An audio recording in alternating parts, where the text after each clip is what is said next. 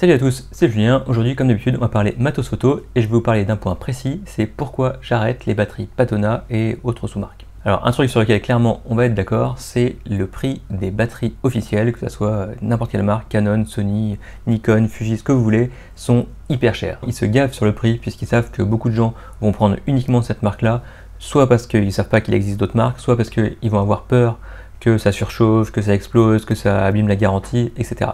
Donc clairement, c'est vraiment abusé le prix des batteries officielles. Du coup, comme tout le monde, je me suis rapidement orienté vers des marques tiers, je me suis pas mal renseigné, et ce qui revient le plus souvent sur les forums, c'est prendre des batteries Patona. Depuis que j'ai fait ce choix, j'en ai acheté 4. Sur les 4, il y en a 2 qui fonctionnent encore normalement, il y en a une qui marche plus du tout, genre dès que je la mets dans un chargeur, ça me fait un message d'erreur, ça clignote, le petit voyant de chargement clignote, on indique qu'il y a un problème, et quand je la mets dans l'appareil photo, rien du tout, ça ou pas de batterie, c'est barré.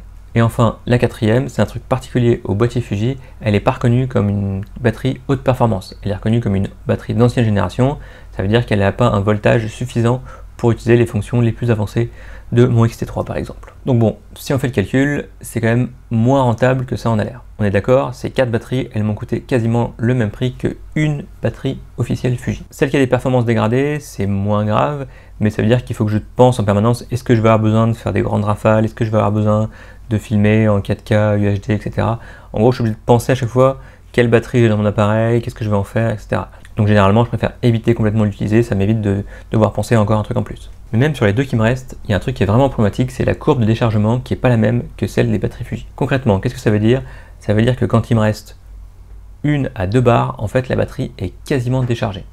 Ça m'est arrivé plusieurs fois, j'étais en train de faire de la pause longue, il me reste 1 barre sur ma batterie Patona, je lance une pause longue de 20-30 secondes, truc comme ça, et au milieu de la pause longue, boum, l'appareil photo s'éteint.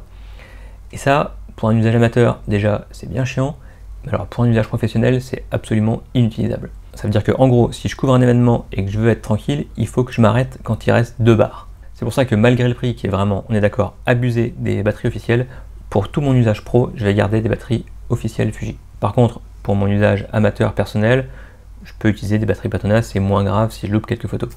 Mais quand même, si je vais faire des timelapses, des trucs un peu longs, ça me fait quand même chier que ça coupe au milieu d'une pause longue. D'après les différents forums, j'ai quand même été particulièrement malchanceux sur la batterie qui marche plus et la batterie qui perd le boost mode. Mais sur la courbe de déchargement, c'est un truc qui est vraiment bien documenté et ça c'est commun à toutes les batteries de sous-marque. C'est pas un problème qui est vraiment lié à Patona ou aux sous-marques, c'est un problème simplement qu'ils n'ont pas la même courbe et donc du coup les boîtiers Fuji sont calibrés pour les batteries Fuji.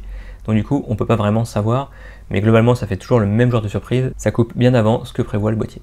Donc je vous dis pas, n'achetez pas des batteries Patona, a priori de ce que je lis ça semble toujours être les meilleures de marques compatibles, mais je vous dis voilà, en connaissance de cause, sachez les différences qu'il y a avec les batteries officielles. Dites-moi dans les commentaires si vous avez eu ce genre d'expérience avec des batteries de sous-marque, ça pourrait intéresser pas mal d'autres photographes. Et puis moi je vous dis à bientôt et bonne photo, ciao.